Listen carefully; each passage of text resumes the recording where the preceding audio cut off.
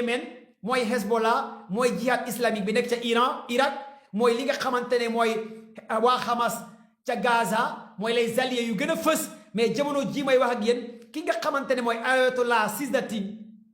mu nekk ayatollah bi nekk ca Irak communiqué na nee na ñëpp dugg ci guerre bi na ñëpp dugg ci guerre bi la wax mooy ayatollah ba nekk ca Irak nee na ñëpp nañu rangé wu jàppale Iran lii la joxe comme xibaar comme information yàlla bu gaa yi tëbal sama compte bi gars yi tapote leen ngeen partage live bi commando du bàyyi live da jeudi laa leen wax l'heure est grave ma ne leen dans les 24 heures ou les 48 heures guerre dina am Israël moo déclenché la machine kon léegi ma jox leen les informations à la dernière heure pour ngeen xam ko frapper la 5e flotte américaine l'acte de guerre le plus grave depuis l'an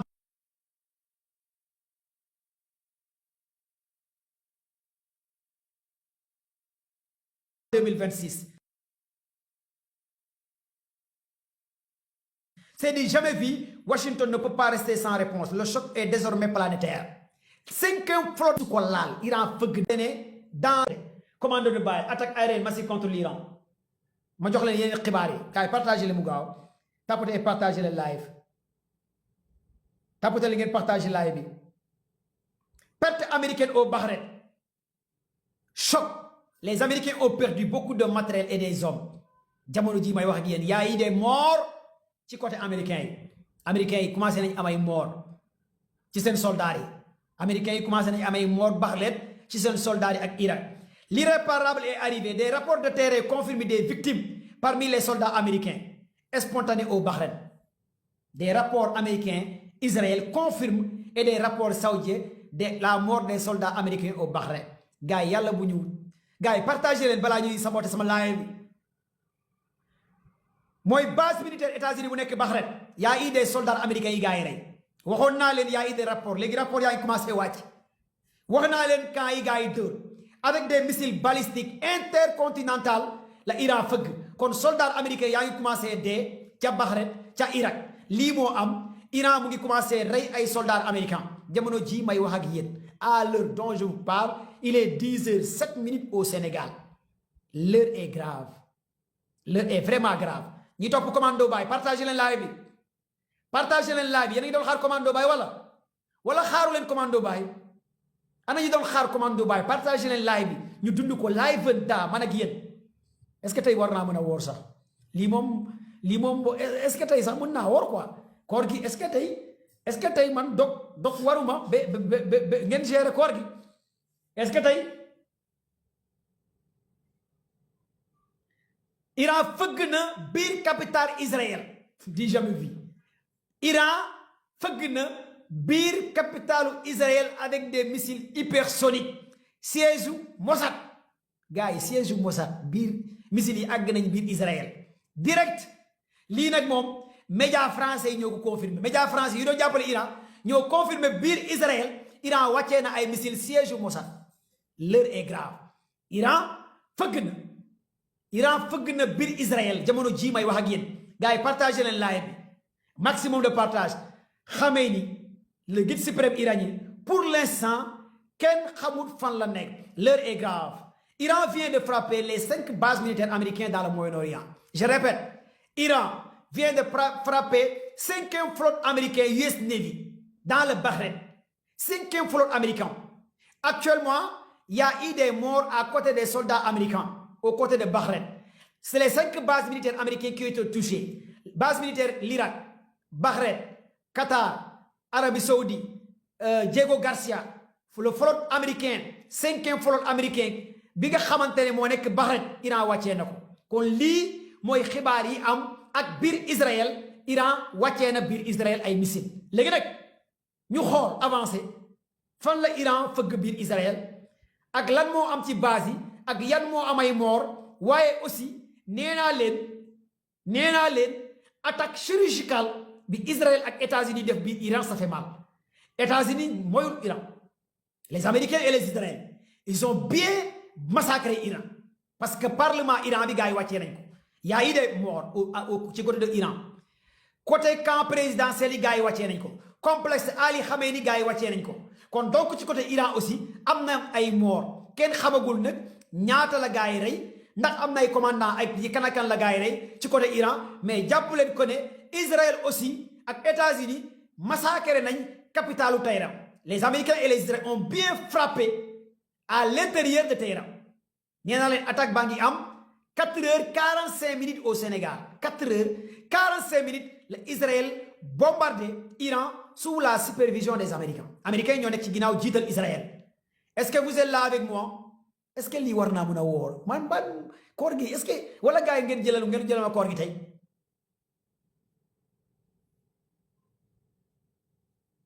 wala gars yi ngeen jëlal ma koor gi tey ah c'est pas possible. gars yi partagé leen live bi commando baay ana ñu doon xaar commando baay. Iran riposte en visant Israël et les bases américaines au Moyen-Orient. Iran riposte moins de 2 heures de temps contre l'attaque chirurgicale d'Israël et États-Unis. Iran riposte en visant Israël et les bases militaires américaines dans le Moyen-Orient. Moins de 2 heures de temps. Est-ce que vous êtes là avec moi? Lii est-ce que war naa ci mën a woor sax est-ce que man tey suma dogoo naan ndox nii jël ndox mu sedd nii naan ko est-ce que aw ma koor dama leen di laaj ustaas yi ak imaam yi ngeen gérer ko parce que est-ce que tey su ma jëloon ndox mu sedd guy naan ko pour ma war a gën a mën a wax fu mu ne lii mënatuma continuer laaj bi gars yi nee nañ en français là je ne peux pas parler aussi je peux mélanger français wolof la famille partagé na laaj bi ma woor rek su ma daanoo nag ngeen ñëw ok ins bi aw ma koor Bamba dangaa woor là je vous le dis léegi damay jaxase français ak wolof écoutez bien les informations qui nous viennent de Russie. Les satellites militaires russes indiquent que Iran a frappé 5e flotte américaine dans le Moyen-Orient et 5 bases militaires américaines. Les satellites militaires russes ñoo joxe xibaar yi waa Russie ñu ngi supervisé de tey sa kalan na waa Russie moom fu ñu fëgg américain satellite yi wane ko bépp image bu États-Unis bëgg a nëbb waa Russie wane ko kon Iran fëgg na 5 bases militaires ak 5e flotte américain de fortes explosions entendues à Riyad fan mooy Riyad gars yi fëgg nañu Riyad de ca Arabie Saoudite Riyad des victimes dans une attaque contre une base en Irak abritant un groupe pro-iranien indiquant des sources sécuritaires. Entre-temps, les systèmes de défense anti-aérienne qataris ont intercepté un missile iranien, a indiqué un responsable de l'agence presse française, tandis que les sirènes alertent retentissent dans l'Émirat arabe. Émirat arabe, base militaire États-Unis, bi nekk Émirat arabe, Iran fëgg na ko. Les intercepteurs patriotes du Qatar de fabrication américaine ont abattu un missile iranien, a précisé que ce responsable sous couvert d'anonyme après le déclenchement de ces frappes américaines et Israël contre l'Iran. Le Qatar abrite la base militaire Al-Udaï, la plus grande installation militaire américaine. Al-Udaï, base militaire américaine Al-Udaï, Qatar, vient d'être frappé par Iran. Base militaire américaine Al-Udaï bi Iran fëgg na ko. Commando de bàyyi la de gars yi partagé leen ma live bi. Riyad gars yi partagé leen live bi soit maximum de partage gars yi na gaaw na bar ñu démarrer urgent. La base aérienne du roi Afad frappée. L'embarrassement se généralise. Des missiles viennent de frapper directement la base aérienne du roi Afad en Arabie Saoudite. Arabie Saoudite gars yi wàccee nañ ko. Base militaire américaine bi nekk Arabie Saoudite roi Afad Iran fëgg na ko. Cible stratégique. Cette base est clé utilisée pour la surveillance et les opérations aériennes et sous le feu. Escalade régionale. L'attaque confirme que le conflit dépasse désormais les frontières initiales. Le signal aucune base abritant des alliés ou stratégie n'est plus à rébellir. Le choc est irréversible. Iran vient de confirmer la base aérienne du roi Fahd de l'Arabie Saoudite a été frappée. Cible stratégique. Cette base est utilisée pour la surveillance et les opérations aériennes. Base bi nga xamante ne moom la États-Unis utilisé woon ci Arabie Saoudite Riyad wàllu opération surveillance Iran fëgg na base boobu. gars yi partagé leen live bi gars yi tapoté leen ngeen partagé live bi tapoté leen gars yi s'il te plaît parce que on signale le live waxoon naa leen jeudi laa dugal vidéo ma ne leen les 24 heures ou les 48 heures Iran dina wàccee Israël dina wàccee wala États-Unis yàgg naa di leen wax l'heure est grave yàgg naa di leen wax l'heure est grave la famille partagez leen ma live bi gars yi on signale le live joxe leen cadeau yi kër yi fleur yi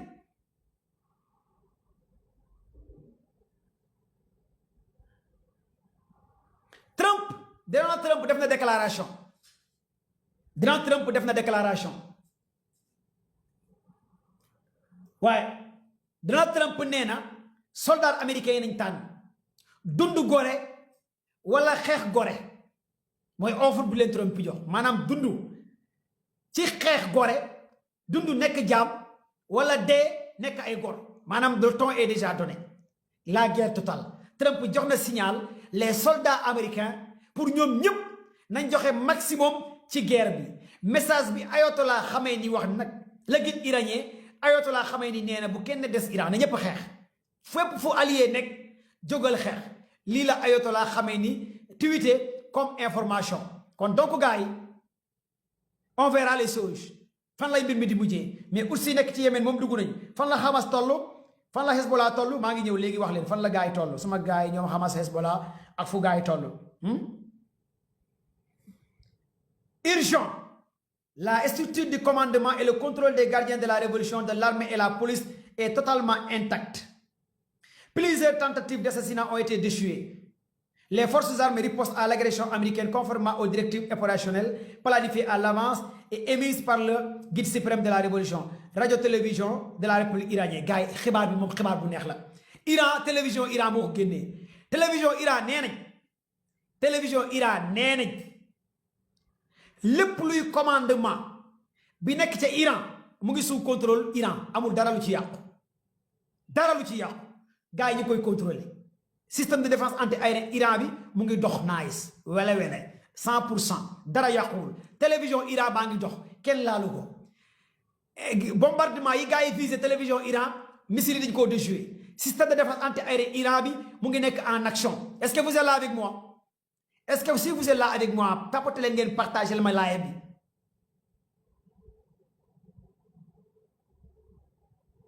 partagé ma live s'il vous plaît gars yi na gaaw gars yi partagé ma live s'il vous plaît là joxe leen cadeau yi kër yi parce que on attaque le live. L'armée israélienne confirme que à l'instant il y a des drones kamikazes et des missiles en direction vers Israël. Israël confirme na que ne am na ay missiles yu bàyyeekoo ca Iran di dem ca Israël yegg leen ci jàmm Israël moo ko confirmé missiles yi àggagul Israël nee na am na yeneen missiles yu bàyyeekoo ca Iran yu nekk ci yoon man nag li may wax nañ yegg ca jàmm ci biir Israël loolu la wax ci télévision Israël na gaa yi dugg ci ay bunker kon Israël a confirmé que y a eu des drones kamikazes des centaines de drones kamikazes et des missiles qui viennent de l'Iran en direction Israël dugg leen ci ron lali dugg leen ci bunker yi lii la waa Israël confirmé gars yi tapatee partagé la live waxoon naa leen ko de waxoon naa leen guerre bi du yomb je vous l'avais dit l'heure est grave on est sur l'apocalypse total ñi ana ñuy béggee commando baay tapatee leen ngeen partagé live bi gars yi tapatee leen ngeen partagé live bi ñu àgg ñaata cas on est à 4400 cas ñu àgg 10 000 cas partagé leen live bi est-ce que tey dinaa mën a yeggale koor gi est-ce que du ma jéem a naan sax tuuti rek ngir Iran quoi est-ce que du ma xaw a naan tuuti benn affaire rek ah parce que lii moom dafa yéeme est-ce que du ma xaw a naan parce que information yi ma leen di jox dafa bëri choc perte américaine au Bahreïn l'irréparable avec des rapports de terrain confirment que y a eu des soldats américains qui ont été tués au Bahreïn. Information de taille gars yi ñu ngi ñëwaat Bahreïn yes Nabi y a eu des soldats américains yu ñuy rey am nay soldats américains yu ñu commencé rey benn par benn ci base militaire yi kon ak États-Unis commencé nañ ñàkk seeni soldats waaw américains yi commencé nañ ñàkk seeni soldats gars yi tapatee partagé leen live s'il vous plaît partagé leen live bi gars yi joxe leen di cadeau yi kër yi fleurs yi partagé leen live bi du yomb de frappe sur l'Iran la violence de l'arbitraire du régime iranien de nombreuses campagnes aériennes combinaison affaire bi affaire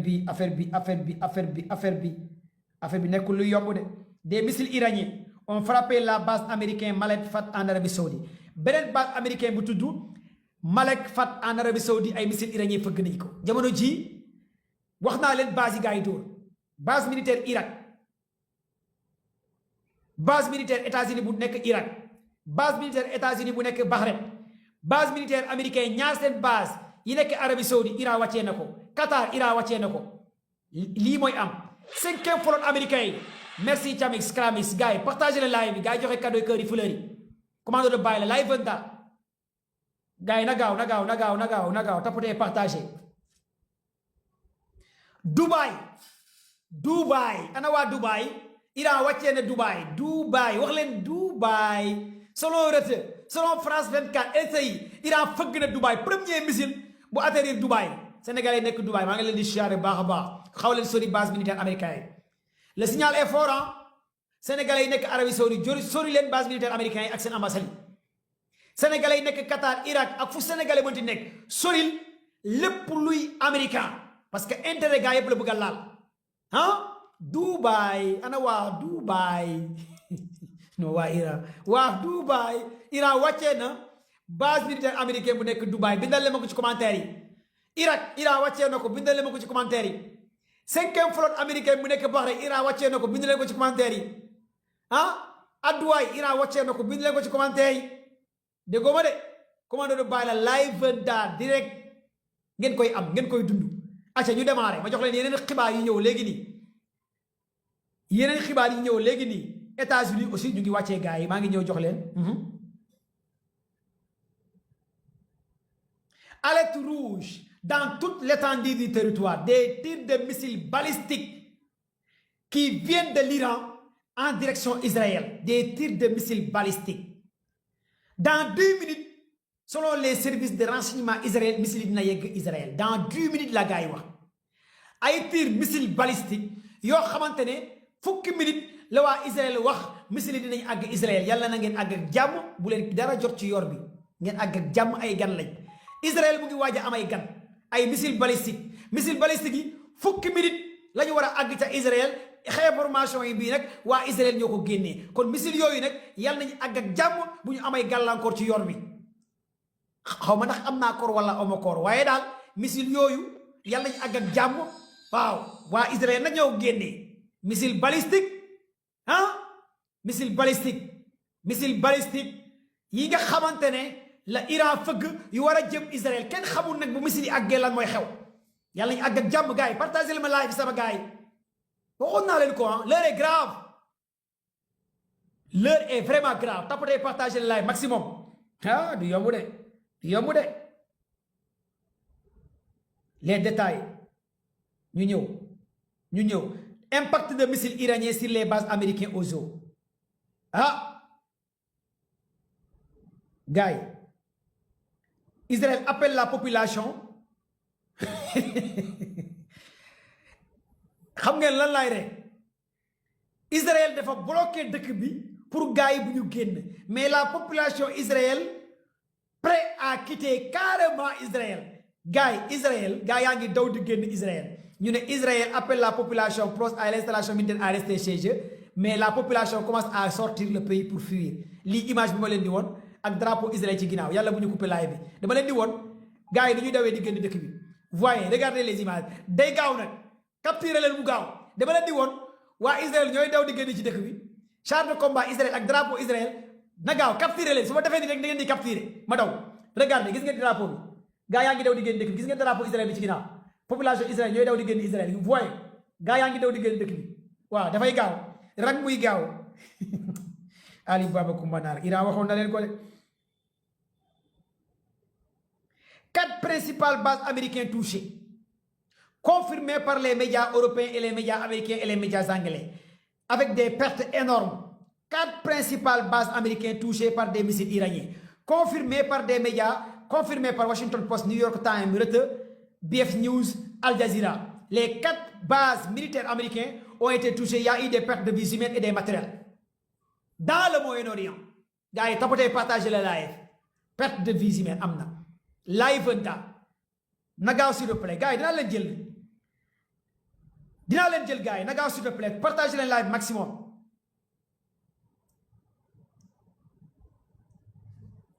gars yi nee nañ il est fort probable que Ali Shahani conseiller de Khamenei et responsable du programme nucléaire a été éliminé li waa Israël ñoo ko génnee. L'Iran a démenti ces informations pour l'instant ñu ne Ali Shahani conseiller de Khamenei dañ koo rey loolu la waa Israël génnee comme information mais Iran nee nañ deewul mooy le numéro 12. ok le président Shekem et le guide suprême auraient été visés ce matin dans une attaque américo-sioniste. L'attaque a échoué. président bi ak guide bi la gars yi bëggoon a rey président Iran ak guide bi Kian ak guide suprême bi moom la gars yi bëggoon a rey mais gars yi nee na ñoom ñaar ñëpp président Iran baa ngi dund ci jàmm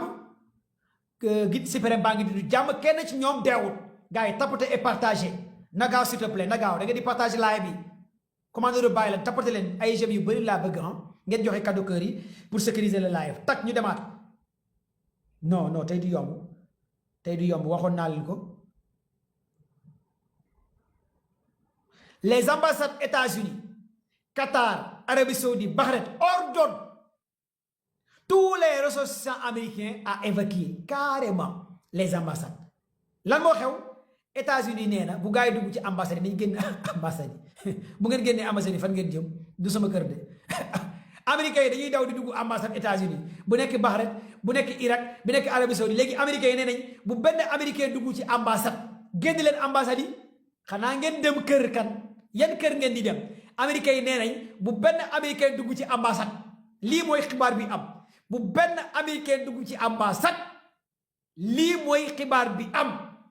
léegi nag bu nekkee Irak bu leen dugg ci ambassade américain bu nekk Irak bu nekkee Arabie Saoudite bu leen léegi bu ñu dugg ci ambassade nga xam ne ambassade mooy territoire américain yi léegi fan lay gars yi di dugg point d'interrogation. américains yi nee nañ bu gars yi dugg ci ambassade yi kon gars yi fexe leen ngeen dugg ci kër yi suñu kër bu nekk ci Arabie Saoudite moom bu fa kenn dugg suñu beneen kër gi nekk ci Irak bu fa kenn dugg suñu kër bu nekk ci Arabie Saoudite xaaral ma woote sama waa gaale bu benn américain dugg suñu kër mu nekk xeex leen rek comme que da ngeen naa ba woote xeex leen rek ñu xool waaw xeex leen rek. waaw xeex leen rek ñu xool ñu ñaf-ñafal leen fii ngeen nekk naan yéen moom adduna bi Iran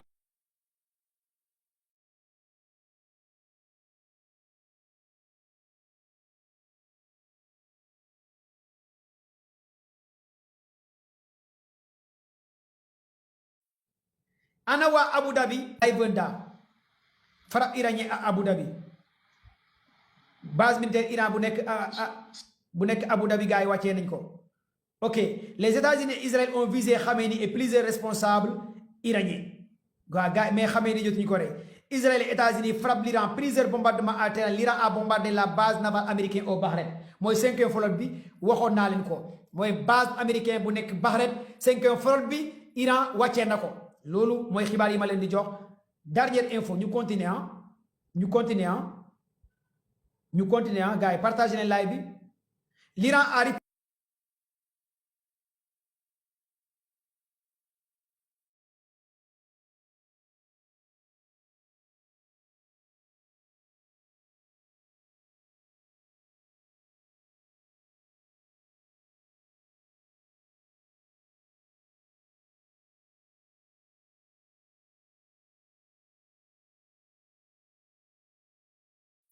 a rapporté la télévision capitale Émirats arabes ñaari bombardement yi la fa gars yi def. le pays a fermé son espace aérien. Arabie Saoudite tëj na espace aérien am li mooy xibaar bi. Arabie Saoudite dafa tëj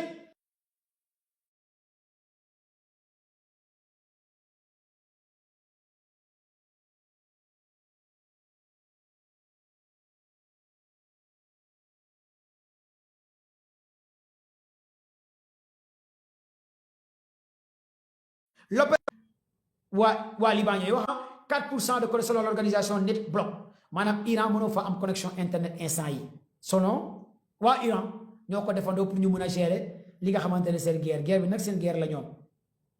waaye fi ma nekk di rapporter yàlla bu ñu ma fi fëgg benn missile sax gars yi bu ma jékki-jékkee ne nii jàppale ne que waa Israël ñoo ma wàcce wala américains yi waaw mën nañu jékki-jékki rek viser ma mën nañu ma viser waaw waaye le porte-parole de l'armée Israël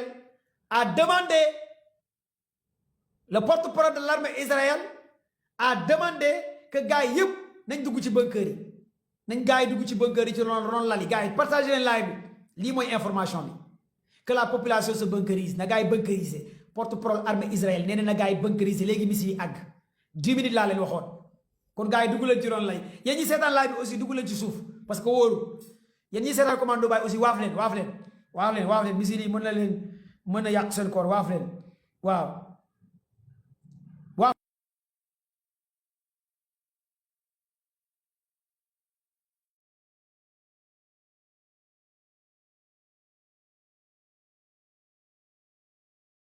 des fois ma ne nii xam nga des frappes américo-israéliennes selon la TV publique Israël télévision Israël nee nañ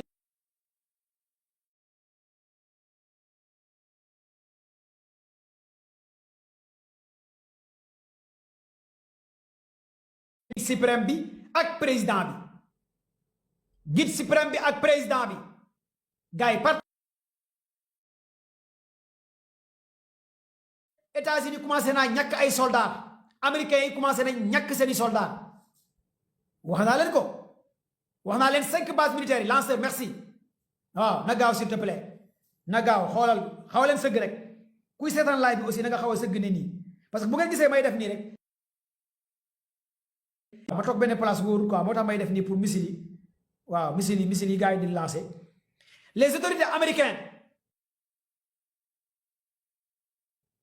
ont une fois publié révélé que leur vrai visage en lançant une attaque contre l'Iran alors que les négociations poursuivent. Les États-Unis demandent ces ressortissants qui sont dans les pays arabes ñu bañ a dugg ci base militaire am ci ambassade américain yi kon américains yi nee nañ bu kenn dugg ci base yi Moyen-Orient frappe sur la violence la mérite kon lii mooy information à l'instant édition spéciale Donald Trump moom mooy wax directement ci télévision américaine yépp jamono ji may wax ak yéen partage leen live bi Trump moo génn di wax Trump génn na di def ay déclaration xaw ma lan lay wax mais maa ngi ñëw léegi wax leen lan la Trump wax gars yi partage leen live maximum na gaaw les Houthis nekk ca Yémen fëgg na ñaari porte avion américain ca mer Rouge Houthis nekk ca Yémen vous êtes 5000 personnes sur le live 5000 personnes gars yi tapate leen ngeen partage live maximum Houthis nekk ci Yémen dugg nañ ci guerre bi pour l'instant les alliés de l'Iran Houthis nekk ci Yémen ñoo duggagum waa Hezbollah kenn déggagu leen Jihad islamique Irak kenn déggagu leen Hamas kenn déggagu leen mais jàpp leen ne waa Yémen moom dugg nañ Houthis nekk ca Yémen commencé nañ dugg ci xeex bi ci xew mi waaw gars yi dugg nañ ci xew mi Houthis nekk ca Yémen dugg nañ ci xew mi déclaration officielle du président des États-Unis en live attaque aérienne massive contre l'Iran waaye États-Unis Trump demande na gars yi attaqué massivement ci biir Iran léegi nag ñu jàll feneen est-ce que yéen a ngi suivre live bi est-ce que yéen a ngi suivre live bi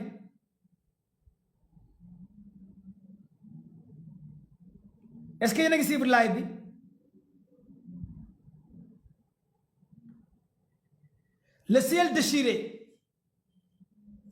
le ciel déchiré xam ngeen fan laa jëm bu nekkee ciel bi dañu ko xar lan moo nar a xew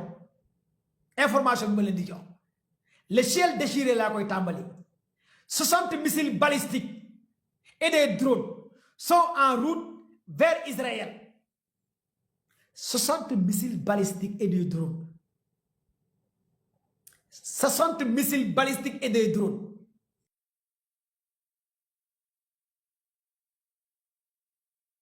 moo tax ma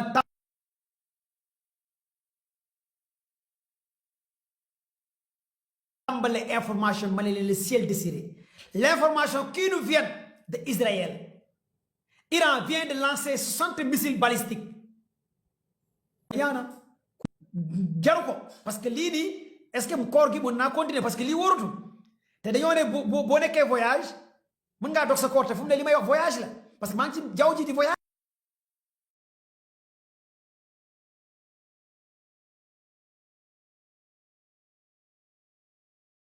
est-ce que parce que di dem ca Israël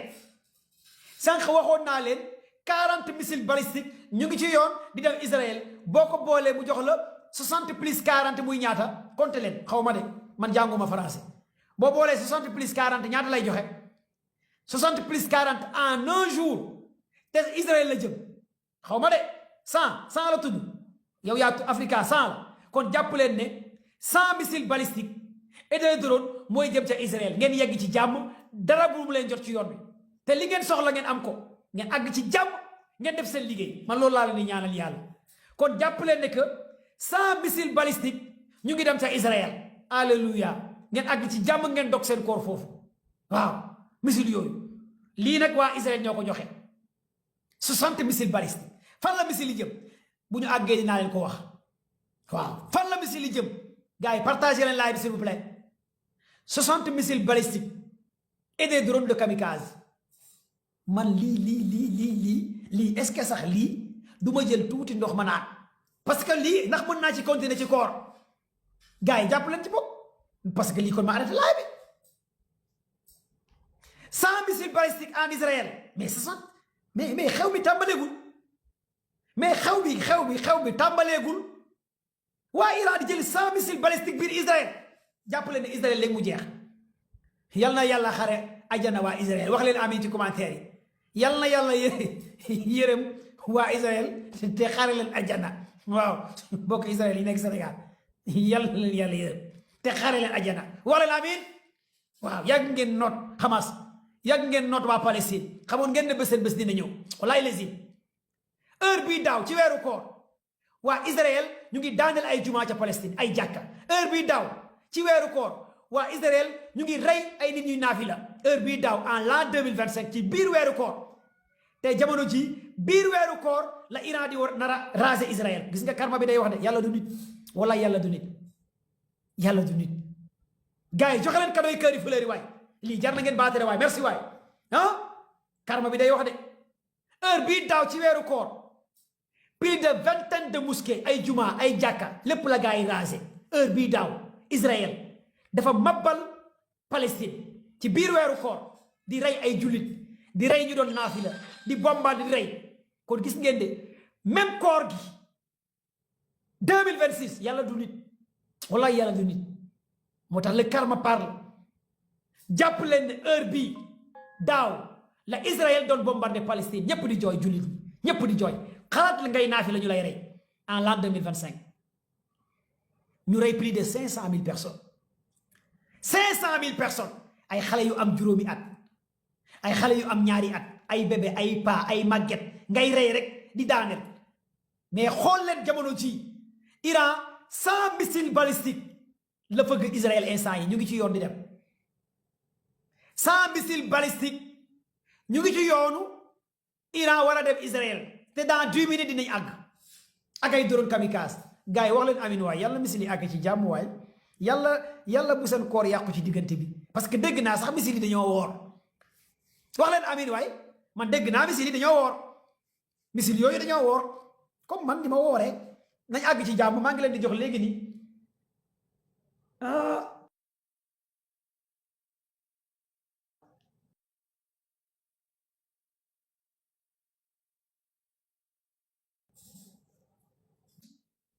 Iran pare na pour tëj ko nga xamante ne chaque jour plus de 20 millions de barils pétrole moo fay jaar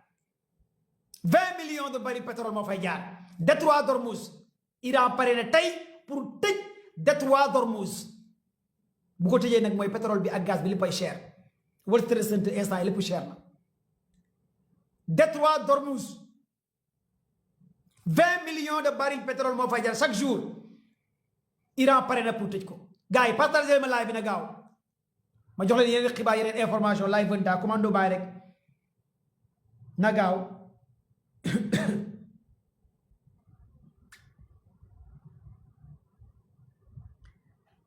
image d'illustration. Les États-Unis et Israël ont visé Khamenei et plusieurs responsables, mais tout est échoué. Selon la télévision iranienne. Confirmé, des missiles iraniens ont attaqué.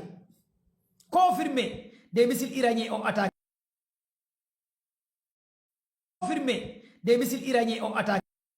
La base aérienne Al-Udaï, Qatar, c'est confirmé. La base Al-Shalam, Koweït. Missile iranien yàq nañ ko la base aérienne Al Dafra aux Émirats arabes missile iranien yi yàq nañ ko la base de la 5e flotte américaine Bahreïn missile iranien yi yàq nañ ko la base américaine bi nga xamante ne aussi moo nekk Dubaï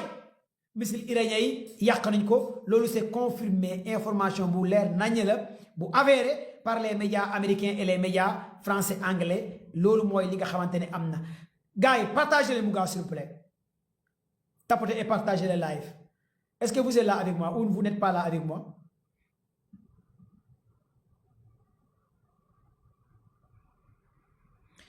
ma ñëwaat information à la dernière minute fii la télévision iranienne dément toute information fake news et manipulation. La structure du commandement et le contrôle des gardiens de la révolution, de l'armée et la police est totalement intacte. Intacte. Aucun commandant a été touché, aucun général n'a pas été assassiné. Plusieurs tentatives ont été déchouées et les forces ripostent à l'agression américaine conformément aux directives opérationnelles planifiées à l'avance émises par le guide de la révolution Ali Khamenei, radio-télévision iranienne. Moi, là, xibaar yi ma leen di jox mooy télévision Iran nee nañ police bi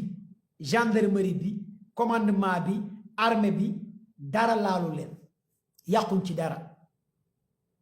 gaa yaa ngi doxal commandant yaa ngi doxal nu mu naayisee gaa yaa ngi ci xew mi amul kenn ku partardé xew mi ñi war a diriger xew mi ñépp ñu ngi ci xew mi kon jàppale ne daal affaire bi ñépp a ngi ci xeex bi amul kenn ku ci deyagu lii nag télévision Iran moo ko joxe jamono jii may wax ak yéen te télé baa ngi tàkk télé ngi tàkk de Iran de télé ngi tàkk télé bi sax gars yi mënuñu ko wàccee Israël États-Unis mënaguñu wàccee télé bi télé Iran mu ngi tàkk kon télé ngi tàkk Iran ba léegi Iran télé ngi tàkk comme que télé ngi tàkk nag oh gars yi laay bi gars yi nga ko yàq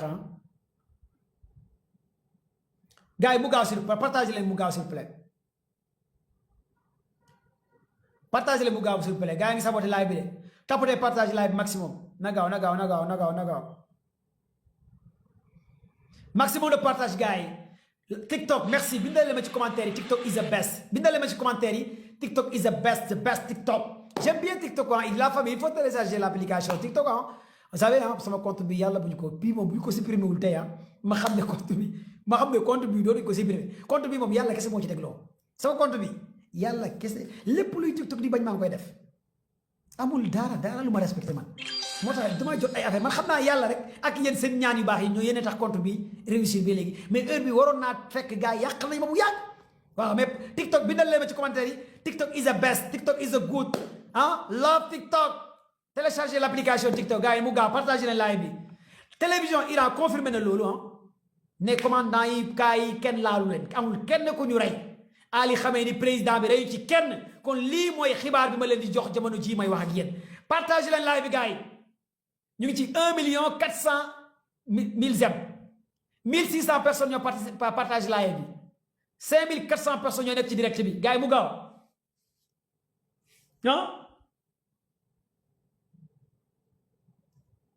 victoire finale gars yi partagez leen mu gaaw maximum de partage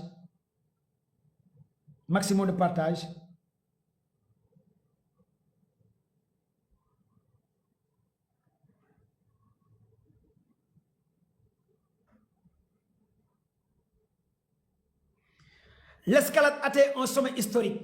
Des rapports préliminaires indiquent que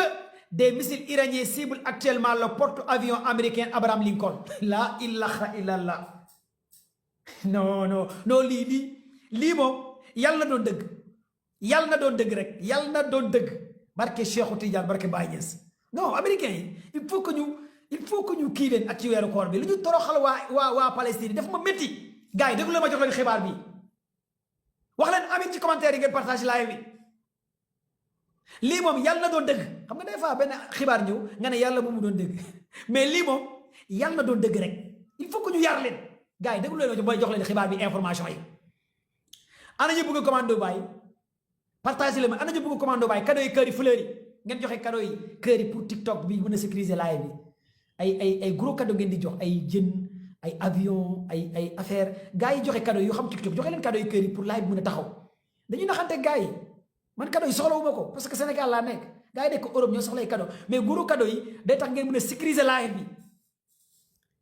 déglu leen ma wax leen partage leen laa ngeen jox gros cadeau yi kër yi gros cadeau yi pour mën a sécuriser live bi parce que sinon ñu ngi signal live bi ngeen déglu ma wax leen l'escalade atteint au sommet historique.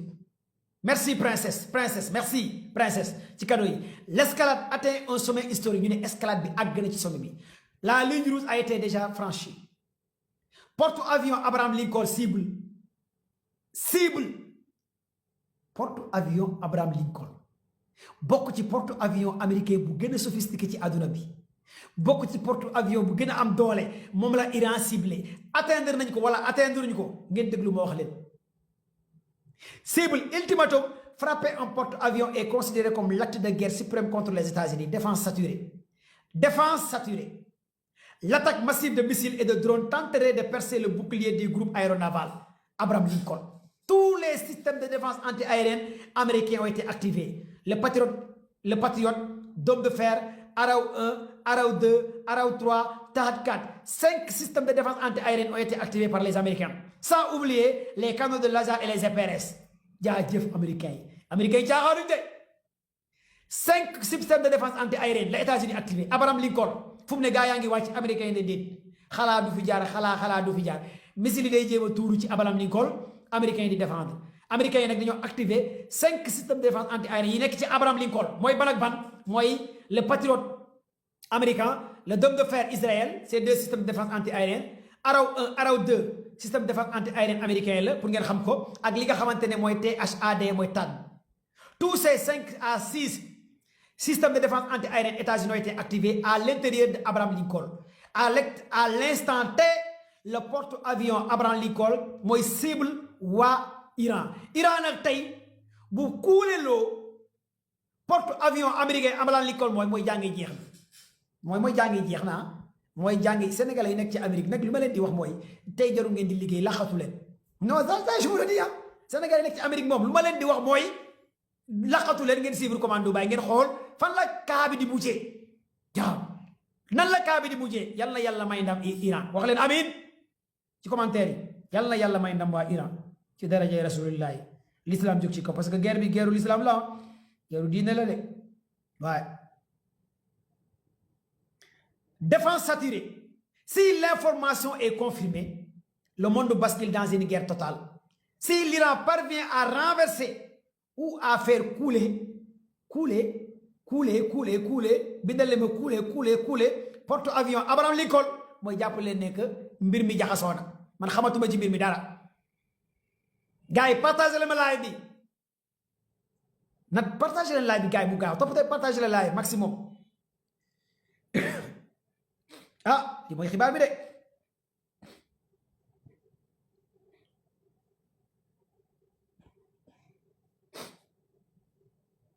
porte-parole l'état-major de l'Iran nee na nous allons donner à Israël et aux États-Unis une leçon qu'ils vont jamais connue depuis l'existence. Tweet gouvernement télévision iranien porte-parole état-major bu Iran nee na nous allons donner Israël aux États-Unis une leçon qu'ils n'ont jamais connue depuis leur existence. Télévision iranienne à la une des journaux maanaam ci wolof pour ma jàppale gars yi partagé leen live bi ñu àgg 6000 cas direct bi 5800 personnes ñoo fi nekk waxoon naa leen ko depuis jeudi bi passé laa leen waxoon ne gars yi day attaqué ñàkk a abonné ci commando bay wóorut abonné leen ci commando bay abonné leen yéen ñi abonné wul dara du leen rëcc ci guerre bi direct vidéo yi TikTok Facebook commando bay li ngeen bëgg a am écrit daw leen Facebook ngeen xool page commando bay ngeen abonné Facebook lépp luy information bi may lire nii mu ngi sama page Facebook dara du leen rëcc sama page Facebook lépp laa fay dugal ak vidéo yi may dugal sama chaîne YouTube abonné leen na gaaw ngeen daw ngeen abonné ci page Facebook commando bay pour lire information écrite yépp ak compte TikTok bi vidéo yépp laay dugal sama compte TikTok lépp fii lay xewee acca mu gaaw ma wax leen ndax bato bi kuule na wala kuule wul bindal li ma ci commentaire yi kuule gars yi ñoo sadik Sénégal day dafa mel ni ñu ñooy guerre dafa mel ni guerre bi suñuy guerre la. Donald Trump nee na au peuple iranien de prendre le pouvoir après la pluie des missiles qu'il compte larguer sur le pays. Il dit que cette attaque des États-Unis est la seule chance qui reste à ce peuple. L'Iran a riposté au premier bombardement en lançant l'opération de représailles True Promise 4. Les explosions retentissent un peu partout au Moyen-Orient. Les missiles iraniens tombent en Israël, Bahreïn ou des installations de base. C'est une onde de choc déclenchée, psychologique, génocidaire contre Trump. Trump demande, Trump nee na la population Iran génn laaj nguur gi mais Trump yow Trump xeex bi tàmbaleegul na nga gaay génn Trump nee na waa Iran génn laaj nguur gi mu bàyyi guerre bi yow Trump xaaral rek yow koy xaaral rek bu laaje ko xeexal ko yow xeex bi tàmbaleegul yow kay balaa ngay laaj gaay génn ah. Nous allons donner à Israël et aux États-Unis une leçon qu'ils n'ont jamais connue mooy télévision Iran bi wax naa leen ko léegi ak ma jox leen beneen xibaar. Mise à jour, sans armes iraniennes atteindront Israël un peu de temps. Nous li dima ko fekkee sans armes wax naa leen ko sans missiles balistiques 150 drones kamikazes bind leen 100 missiles balistiques 150 drones kamikazes bind leen dans quelques heures quelques minutes dinañ atteindre biir Israël yal na leen yàlla xare àjjana wax leen amiin ci commentaire yi wax leen amiin ci commentaire yi man Israël ni ñu def Palestine ni ñu def Gaza waaw bind wax leen amiin ci commentaire yi yaa xayru Israël inna lillahi wa inna ilayhi raji'un waa Israël rek wax leen amiin ci commentaire yi waaw 100 missiles balistiques 150 drones kamikazes Iran ñu ngi ko yóbbante mu ngi dem Israël mu ngi ci yoon bi àggagul yal na àgg ci jàmm bu leen dara yàqal ci yoon bi waaw yal na seytaani xeeb dolli ci waa Israël rek yal na missiles yi ak drone yi àgg ci jàmm ñu bañ a am benn gàllankoor ci yoon bi wax leen amiin ci commentaire yi amiin yaa rabbi ñaan leen waaye wax leen amiin waaye ku woor lu mu ñaan rek yàlla da koy def boo wooree boo ñaanee rek yàlla da koy def boo wooree moom mu ñaan leen rek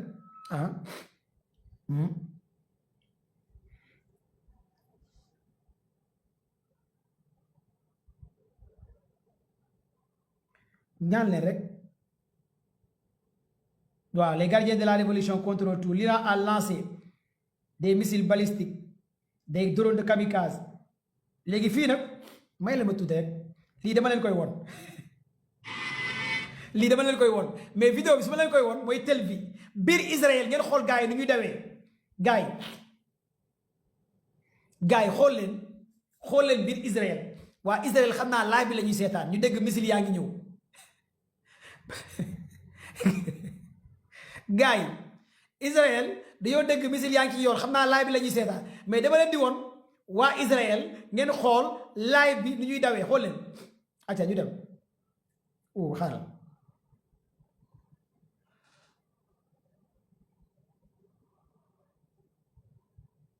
waaw ñooy daw nii de gis ngeen waa Israël ñooy daw voyez gis ngeen waa Israël ñooy daw La base américaine Sultan en Arabie Saoudite a été attaquée par des missiles iraniens. La base aérienne Prince Sultan en Arabie Saoudite a été ciblée de plusieurs explosions et des pertes de vies humaines. ñu ñëw fii information bi léegi laa ko jot 5700 ate ñu daw amul arrêt dafay daw ñu gaaw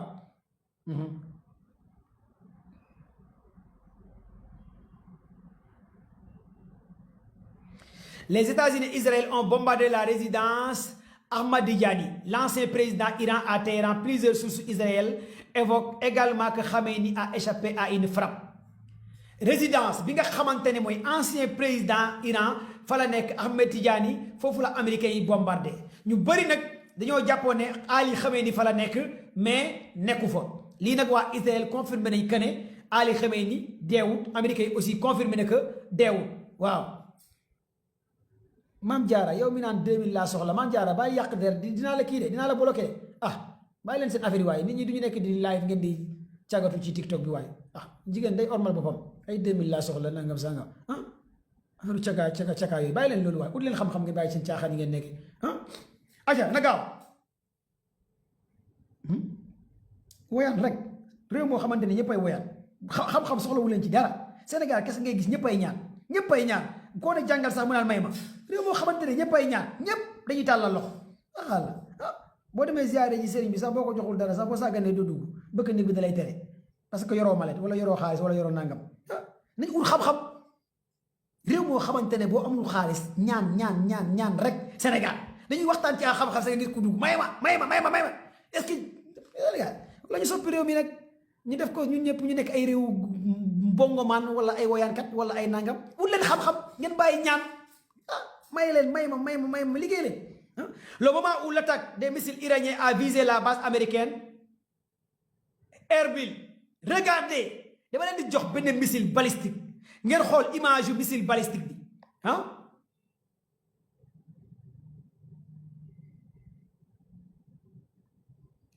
Oh, une école a été détruite lors de l'attaque sur la ville iranienne de Minab. Des dizaines d'élèves, lii nag métti na ma quoi. Israël ak États-Unis ay vrai mbaam àll lañ ay vrai mbaam lañ léegi école yi ak lycée yi la ñu commencé viser. Voyez une école buy élèves yi di jàng la gars yi visé fu mu ne école yi lycée yi université yi la gars moo tax daal man ñi jaaxal nañu ma quoi ay vrai mbaam xaal la lañ américain ak Israël ay vrai mbaam xaal la lañ une école a été bombardée par les Israéliens et les Américains rey ay élèves yu bëri non duñu gars yi moo tax lu ñu leen def daggan na ci ñoom mais gars yi tamit su ma waxee lii bu leen jooy bu ngeen di jooy leen seen kër yi bu leen jooy ci TikTok bi su ngeen jooyee ci TikTok bi dañu saboté live bi ay waaye yéen Sénégal tamit yéen a yomba jooy yéen moom guerre bi moom jooy rek ngeen fi nar a nekkee bàyyi leen jooy jooy yoo xamante ne gëmu leen ci dara yéen bu ñu ne jàpp nañ góor jigéen ngeen jooy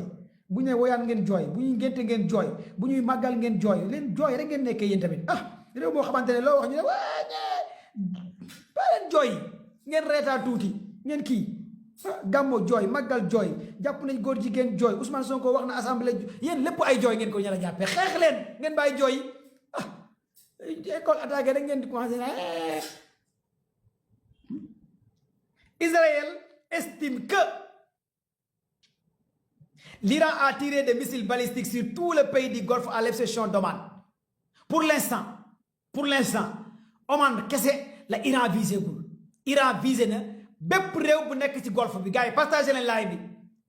maximum de partage le live. L'Iran a tiré des missiles balistiques sur tout le pays du Golfe à l'exception d'Oman. Une personne a été tuée à Abu Dhabi après des Émirats arabes unis et intercepté des missiles. Abu Dhabi gars yi rey nañ fa ay nit Iran rey na fa ay nit Abu Dhabi image intercepté Abu Dhabi visile Abu Dhabi la base aérienne Abu Al Dudaï de Qatar laal nañ ko la base aérienne Ali Salam Koweït gars yi bombardé nañ ko. Est-ce que vous êtes là avec moi base militaire yi Bahreïn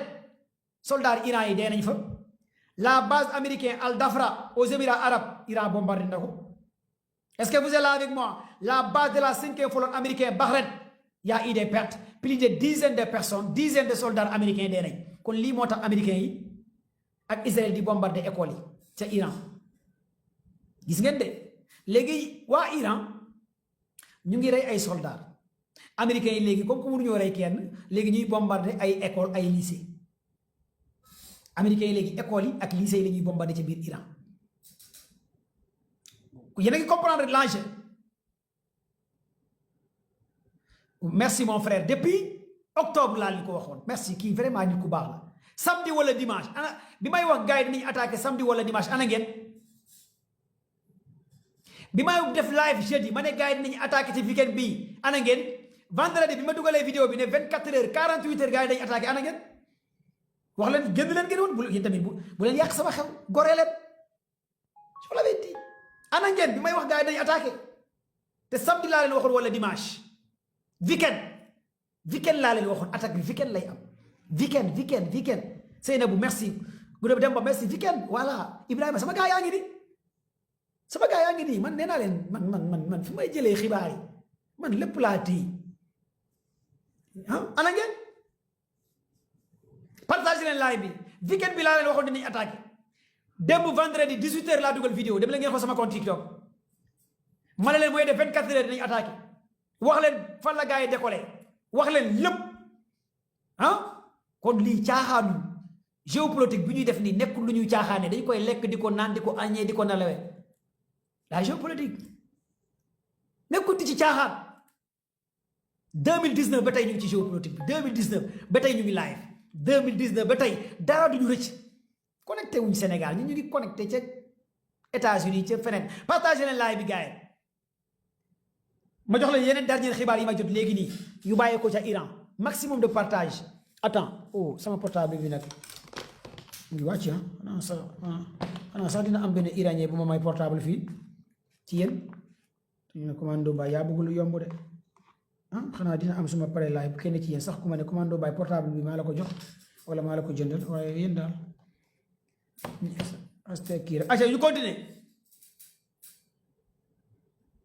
ñu continuer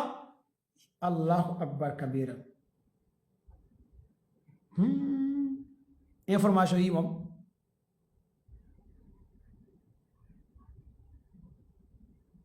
la ilaha attends xaaral ma zoom ko ni xaaral ma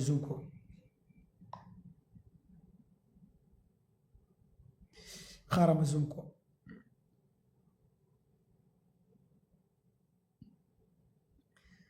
Iran vient de bombarder autant pour moi Israël vient de bombarder gars yi est-ce que yéen a ngi ci live bi wala nekku leen fii yéen a ngi ci live bi tapotez partagé Israël vient de bombarder résidence président Iran Ahmadinejad résidence bi la gars yi bombardé Israël ndax président bi dee na wala deewut xamaguñ mais résidence bi bunker bi gars yi bombardé nañ ko loolu moo amagum jamono ji may wax ak yéen résidence président Iran Ahmadinejad Israël bombardé na ko mu gaaw le commandant en chef de l'armée iranien le major général Amir Khatami jàppal tur bi est en parfaite santé remplit ses fonctions dirige les opérations ki gars yi waxoon dee na waa Iran ci télévision yi nee na deewul mooy diriger jamono ji may wax ak yéen opération bi le général de la division Iran ngeen déglu ma wax leen porte-parole des forces armées iraniennes notre riposte à l'Amérique et à l'entité sioniste se poursuivra jusqu'à leur défaite télévision iranienne général bi moo wax mu ngi tudd Cheikh Karshi mooy porte-parole force armée iranienne télévision Iran nee na dañuy continuer di xeex ba mbir mi jeex yu merci gars yi partagé le ma live bi na ko dal gars yi na ko dal partagé leen live bi tapoter et partager maximum le live fu ngeen toll gisuma leen de fu ngeen toll partager leen live ma jox leen beneen dernier xibaar bi ma wax leen ndax missile yi àgg nañu wala àgguñ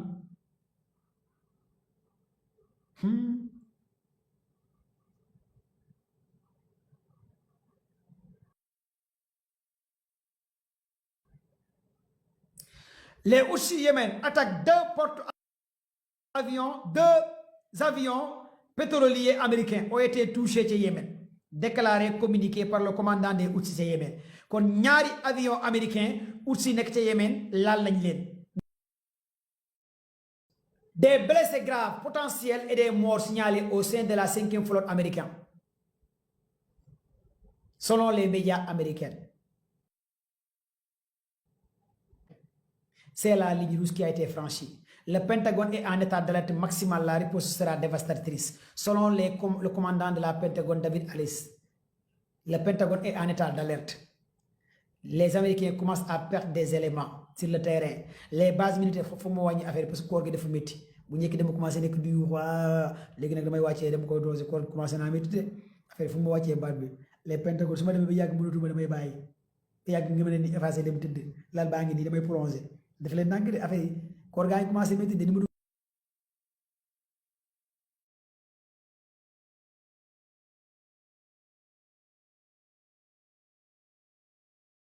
koor gaa ngi commencé métti de ni mu des fois su ngeen demee ba déggutu leen li may wax sax su ma nii laay def loxo yi benn laaj Iran attaque Iran door États-Unis riposte Iran attaque du ma këpp affaire bi koor koor gi foog ñu xaw a économiser après naa jël quelque ci yéen su ma jëlee quelque ci yéen ngeen dugg ci live ma noppalu affaire yombul de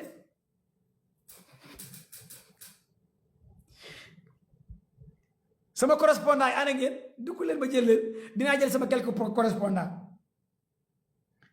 La base aérienne du roi frappée. L'embarrassement c'est-à-dire des milices viennent de frapper directement la base aérienne du roi Fatah en Arabie Saoudite. Arabie Saoudite aussi, il y a eu des pertes. Gars, il y a une base militaire Arabie Saoudite. Cette base est clé. Utiliser la surveillance et les opérationnels. Escalade régionale. L'attaque confirmée. Il y a eu des pertes de vies humaines en Arabie Saoudite. Donc, Arabie Saoudite, gars, il faut partager les lives. Base militaire Arabie Saoudite,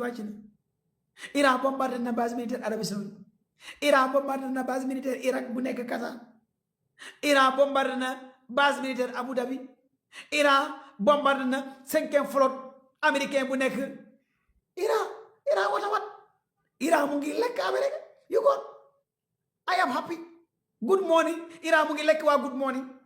Iran mu ngi toroxal hello everybody waa hello everybody I love you Iran mu ngi leen di lekk ana waa hello everybody ay waa what's your name what is the time what the fuck gone day Iran mu ngi noq waa what's your name Iran mu ngi toroxal I don't care Iran mu ngi rey waa don't care Iran mu ngi leen di ñafal ana waa don't care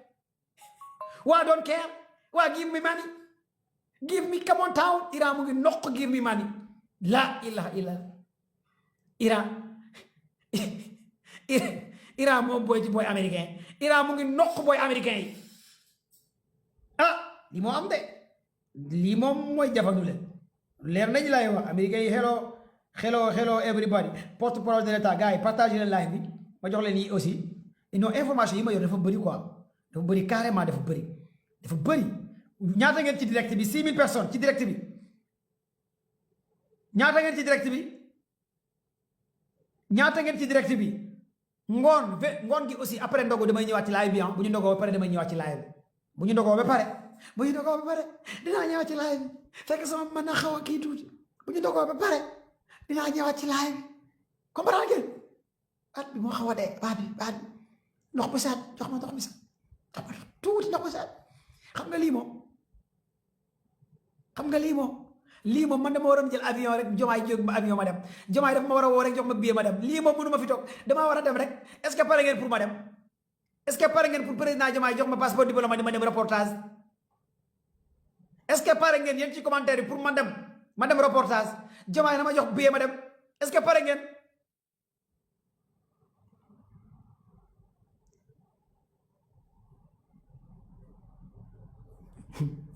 neexul ba neexul nag am naa fi ay noonu barke rasulillahi yéen amu leen koor am na ñoo xamante ne moom koor moom amuñ ko yéen lan ngeen yéene sama dee man yéen li ñuy wax wii lan laa leen def man tooñu ma leen tafu ma seen waajur kaawu ma leen man dama leen di jaaxal man lu ma leen def man lan laa leen def yéen ñiy wax wii yees naa dem man lu ma leen def laa xamul man tafu ma ci kenn ci yéen mosuma leen taf di leen saaga kaawu ma leen lu tax ngeen yéene ma man ma dem dee xam nga vraiment lii avec ça ngeen ne am ngeen koor quoi en fait nan la nit mën a wooree yéene sa morom jullit dee ngay sénégalais may sénégalais nga ne ma demal dee non vraiment yéen Sénégal am na ñoo xamante ne la ilaha illallah sa ta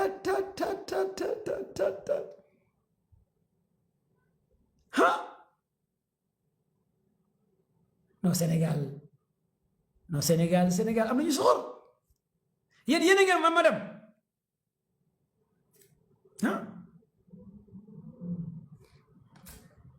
ok léegi dañuy jàll ci yeneen xibaar yi mu yee jot partagé leen tapoté leen ngeen partagé la après dinaa leen jël les images montrant l'impact d'un missile balistique Bahreïn celui-ci dirigé pour frapper la 5e base navale américaine au Bahreïn. Ok premier impact direct si Haïfa port Haïfa bi nekk Israël Iran ye frappé na ko fëgg na ko capitalu Israël missile yi àgg nañ média la guerre a commencé les gens jeunes port Haïfa port Haïfa bi gars yi wax leen Haïfa wax leen ci commentaire yi Haïfa image montrant un missile iranien Galilée après avoir franchi le système de défense de l'ennemi port Haïfa gars yi wàccee nañ ko bombardé nañ port Haïfa bi ah biir Israël sirène d'alarme Abu Dhabi waa Abu Dhabi ñu ngi làqu waa Abu Dhabi ñu ngi làqu sirène yaa ngi alarmé Abu Dhabi Israël et les États-Unis annoncent avoir lancé des attaques contre l'Iran. Les Émirats arabes unis, le Qatar, le Koweït ferment les espaces aériens. Les Émirats arabes unis, Qatar, Koweït ferment les espaces aériens. ah xaw ma da ngeen di fermer wala fermer wu leen de mais jamono ji may wax yéen moom Iran mu ngi leen di wàccee yu métti. ok Benn yow déclare la guerre totale au régime de Yahya Toura. Nous allons mettre à cette déclaration choc de Benn yow l'opération conjointe 5 heures. ok léegi damay jël quelques éléments. damay jël quelques minutes rek sama chroniqueur yi ñoom Bill Balake Kolitenga laa bu nekk ñu ngi ci live bi ma dugal leen wala ñi may dugal aussi ñi may dugal nag 2 minutes ngeen di wax wàcc ma jël keneen mais bëgg naa nag ñi may dugal mooy ñu am information mais quant à ñi may dugal ñëw fii yëg naan non Sonko la ñuy topp fii topp leen Sonko man ngeen di topp wala ay Macky Sall dafa war a ñëwaat non fii Macky Sall fooru fi Sonko fooru fii man maa fi nekk waaw dafa war a leer nañ fii man ngeen di topp du Macky du Sonko commando bàyyi la ay commando bàyyi yow rek lañ non da ngay wax xibaar information dafa war a leer nañ live da ngeen ñëw ngeen dugg ngeen yéeg na leer waaw Iran États-Unis fii commando bàyyi ngeen di topp amul ay yéeg naan Macky Sall wala Tahirou Sarr wala Sonko wala Diomaye non commando bàyyi point Iran État Israël ngay wax mënoo ko nga may ñu waaw Sidi Lamine Niass dellu siwaat na waaw man la waaw si kii ne Sidi Lamine Niass dellu siwaat na kii ne Sidi Lamine Niass dellu siwaat na waaw man la de aca dafa war a leer ku xamul dara ci guerre bi comprendre dara ci guerre bi bul def demande ku xamul dara ci guerre bi comprendre dara ci guerre bi am naa 100 demande ngir yàlla ak yeneen bi may ñu rek ma jël gaa yi xaw a xam tuuti gaa yi xaw a xam tuuti ngeen yéeg waaw Mamita qui a commencé Israël moo njëkk a frappé Israël ma defar récapitulation balaa maa jël kenn 5 heures 45 minutes heure bu ñuy xool xëdd lañ ma woo téléphone ñu ne ma Israël mu ngi frappé Iran ci laa bàyyi xëdd bi 6 heures laa def direct lañ ma woo man téléphone parce que damaa bokk ci xew mi man dara buy xew de bu koy yëg comprendre nga 5 heures 45 minutes Sénégal ci lañ ma woo ne ma Israël mu ngi attaqué Iran ci laa bàyyi li may xëdd ba léegi xëdduma maa ngi nii ci laa nekk ci mbir mi ma nekk ci ba Israël attaqué 6 heures laa def live waaw ñii la kaa bi ne pour ngeen comprendre ok maa ngi fa woon de léegi nag xaaral ma jël quelques éléments ku ko gëmut ma xool ñi xaaral ma xool parce que éléments yi yéen ñi def demande bëri nañ de ñi def demande fii bëri nañ de xaaral ma jël soirée jàppandal soirée kii moom xam na ci guerre bi tuuti quoi Serigne jàppandal waaw jàpp soirée ziar naa la waaw commando maa ngi lay lu bari waaw ci loo nekk yaa ngi ci jàmm di la ndokkeel ci bëccëgu koor gi waaw ñu ngi si jàmm baax alors yow di sant lu bari ñu ngi lay ziare baax a baax xew mi affaire bi démarré na de waaw xam nga yàlla def na barki démb live ga waaw daal di expliquer li jëm ci mbirum géopolitique bi nga defee bi nga paree daal di koy tëjee yëngu-yëngu réew mi moo tax mënuma ci woon a wax waaw ñoo ci tey ak li xew tey kañ li bëggoon nga wax xam nga guerre bi tijji na waaye ni mu tijjee ñun man bëggeewuma ko woon noonu man ni mu ubbee nii bëggeewuma ko woon noonu man li ma doon gënal pour xew mi gën a am solo mooy Amérique songal boppam man reef boobu rek laa doon am. mais Amérique moo songal boppam parce que Amérique moo jox ordre waa Israël Amérique xanaa li xam nga ma ne. waaw loolu am na. Amérique liiroo communiqué bi Amérique ñoo jël seen avion jox ko Israël ne Israël démarré ñu ànd attaque bi ñu jiital Israël waaw loolu la def Amérique moom moo jiital Israël mooy la ñu ko alxuraan waxee woon rek laa yuqaatiluunakum jamii'an illaa fii quran muhassanatin aw min waraay